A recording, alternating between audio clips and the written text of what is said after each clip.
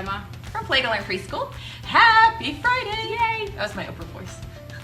Happy Friday! I don't watch Oprah. Well, she's not on anymore. That's why I don't watch her. We made it through 5 whole half days of preschool. Go us! We didn't plan that. No. We're here as promised to share. It's been a long week. It has been a long week. I think it's my night out on Tuesday night really made me tired the rest of the week.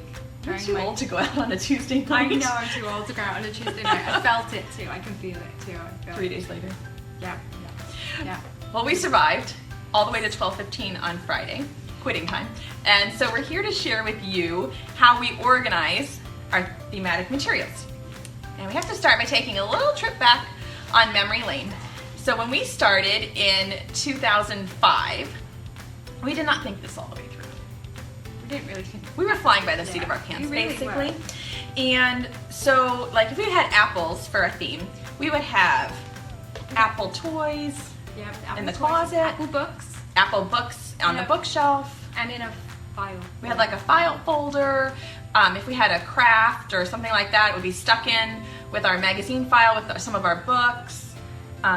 And then we would say, oh, we're doing apples next week, and it would take us a long time. We'd run around the room to find all the things that were all in different places. We were like, and sometimes my filing system is slightly different than Jamie's filing system, so where I would put something isn't necessarily where Jamie would put something.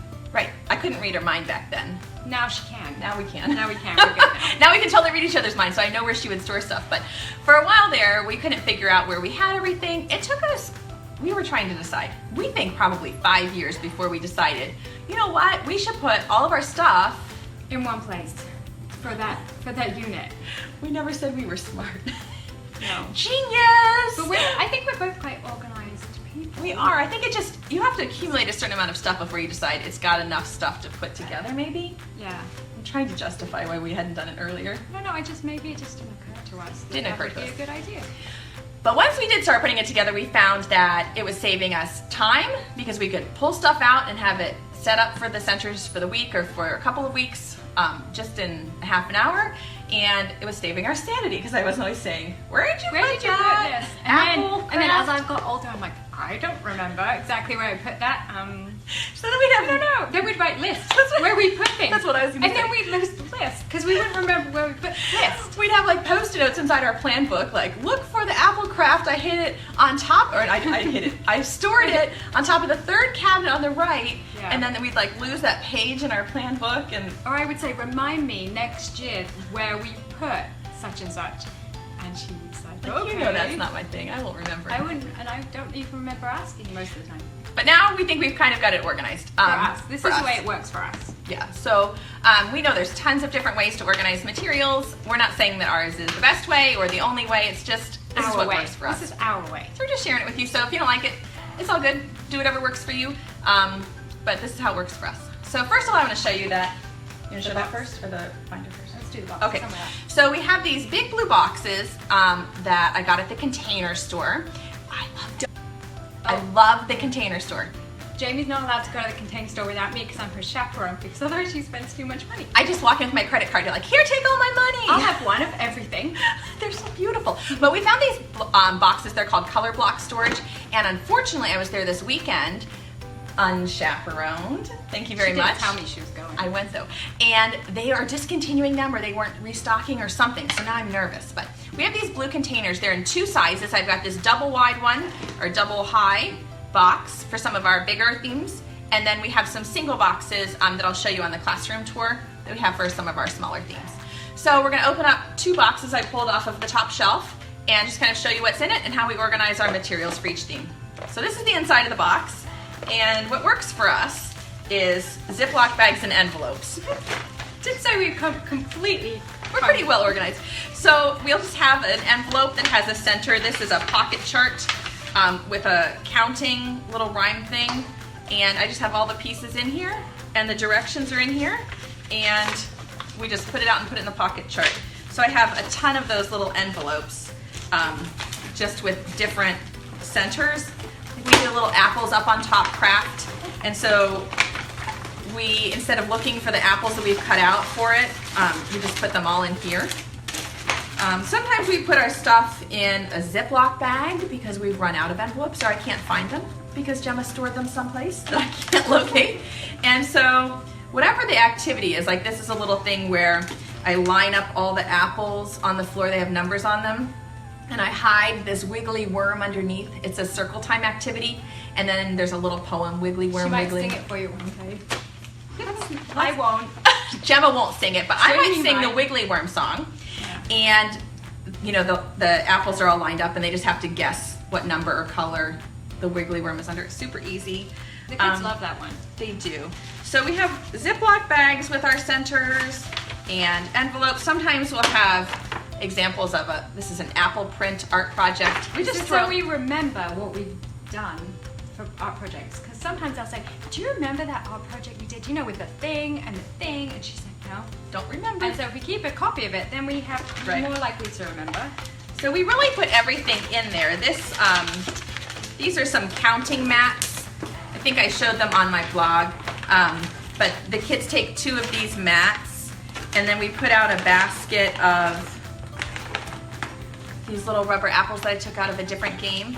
And they have to try to find all the pieces. Can you see those? Like all the pieces that show the numbers. So they put the pieces on. Anyway, we just keep it all together in bags. And this right here shows you that we're Not that perfect. organized. We're not perfect. This is a recipe for applesauce. Applesauce. And it's just written on a piece of paper, see? Not even nice handwriting. Nope. But we just throw everything in there. So let's so that's our apple box, and then I'm going to show you the fall Forget to put box. things back in it. I'll put the things back in it. I don't need to watch that. Okay. So here's just another example of a thematic box. So inside, this is our fall, like generic fall box. So even if we're studying apples, we'll pull some fall centers. And we just have like a Ziploc bag full of silk leaves, some more of those counting mats with little rubber pumpkins. I think these came out of a Scholastic counting game or something. The counting game wasn't right for my students, so I just pulled the pieces out and trashed the game. More envelopes. More envelopes. And, okay, so there's a bag of crayons. It seems very strange to keep a bag of crayons when we have crayons all over the room. Genius. It took a long time to peel the paper off the crayons, so we said, I'm going to keep those in the box when we do our leaf rubbing, so that we don't have to spend all the time to peel the paper off the crayons. Right. And then someone told us a really good idea on how to do it, so now we feel really silly that we've kept all these crayons, but at least we've kept They're all the them. fall colors, like red, orange, brown. We just put them all. See? See our crayons? They're all nicely peeled. Silly things like I have no place else in my room for. So this is like a paper cutout in the shape of a leaf. Can you see that? The light is kind of weird. And so instead of keeping it with my crafting supplies or whatever, I just put it in with the fall because I'm only going to cut out leaves in the fall. So it's just... Or if we need to cut them out any other time, we will remember that Right. it's in the fall box because that's the obvious place to put it for us. For us, right? It works for us. So we just keep all of our centers and circle time activities that are thematic in the box. Okay. So now the boxes are great when we pull them down and we're ready to put things out. But the truth is that I don't really want to pull the boxes out when I'm doing my lesson planning because That would take a really long time. it's really cumbersome.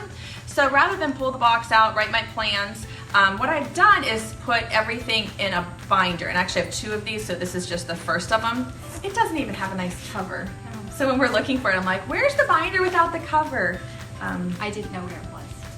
See, we're not that. I hadn't seen it because it Not didn't that have a organized. cover on it. But inside, I have each of my units. So I've got like all my ideas for my 5 senses unit, all my ideas for my animals unit, and then for an example, like it's backwards because I'm on the selfie cam, but you know, all the ideas for the apple unit. And then what I do is, these are the units that I always use for myself, and then a couple of years ago I started putting them on TPT just because I thought others might be able to use them too. But primarily, I make everything for myself. So under the Apple tab, I've printed out the directions for each unit. So I don't print all the pages here. this is just like all the circle time lessons that go with the Apple unit, and then just the direction page, so I can just look at the directions and write it in my plan book.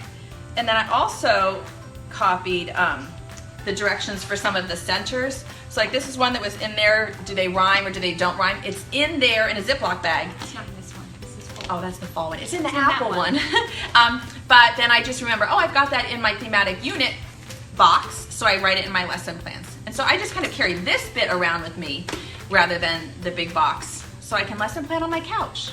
I don't think people would like it if I took my big box to the couch. Put up to on a Sunday evening with my tub full of. It's a really easy way to get distracted too, because I'll just organize the box, or I'll just put it in a different folder or a different envelope, and then you don't do any lesson planning because you're too busy organizing. You might sense that Gemma is referring to something I have a very bad habit Jamie of has doing. this is a secret that we're not going to tell anybody else apart from everybody who's watching. See these nice labels? It's backwards, I know. See, black and white, very stylish. This is probably the 4th label that's been on these boxes. Every year, Jamie says, I don't like those labels anymore. I'm going to reprint them. I've got a new font. I'm a habitual Nice, relabeler. It's terrible. A new font. And she'll say, what do you think? I'm like, I don't mind. Which is really, it's my way to say, I don't really care She doesn't if you care. relabel the boxes. But if that makes you feel better, you can relabel the boxes. So I tend to spend this one year, we're going for black and white. It matches which- my bulletin board. Yes, it does. It matches everything in the room. But we couldn't have the different labels. I don't have Yeah. one to show you because I've taken them all off and changed them already. But nope. New font, One day new every label. summer, I decide that I don't like any of the labels on any of our boxes, so I relabel them, Change everything. which makes perfect sense to me because I should be happy down here, right? Yeah, well, I'm happy whichever label is on there. She doesn't care about the I don't labels, care about and it the makes a labels. big difference to me. So, anyway, that's how we stay organized. We know it's just one way, and there's a bazillion right ways to do it. I've Maybe seen. they will have better ideas for us. Maybe. I like my blue boxes though. But if you don't have a Container Store, or if they've stopped carrying them, you can use a Xerox, like a copy paper box. You could use a Rubbermaid container, anything that will contain all of your thematic materials into one place, I think makes life easier. It's quicker to plan. It makes us easier for us. It helps us organize. So we're not spending hours, Pulling everything out. hours trying a to find week or whatever trying to figure out what we're doing for our center. So that's how we organize our thematic materials. I am going to pop back on tomorrow,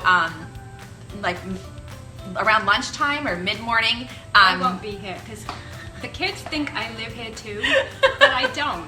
I think they think we're sisters, Yeah. which is better than Or I just live thinking in that I'm the your house. mom or something. I just live in the house, and when they see me drive away in my car, sometimes they're very confused by this. Like, where's Miss Gemma going? So Jim actually won't be here tomorrow. I don't know how I'll survive, but I'm going to pop on in the morning because I want to show you one of the tricks that I use for Making everything shiny in our room, because it's not good enough just to have things really pretty. We have to have it shiny. You don't want the kids to rip it or spit on it or Right. something. And it's really shiny. So I'm going to show you my trick for, people are always asking too, like, how did you attach those labels in your kitchen? Or how did you attach the labels to your chairs? And so I'm going to show you my trick for that.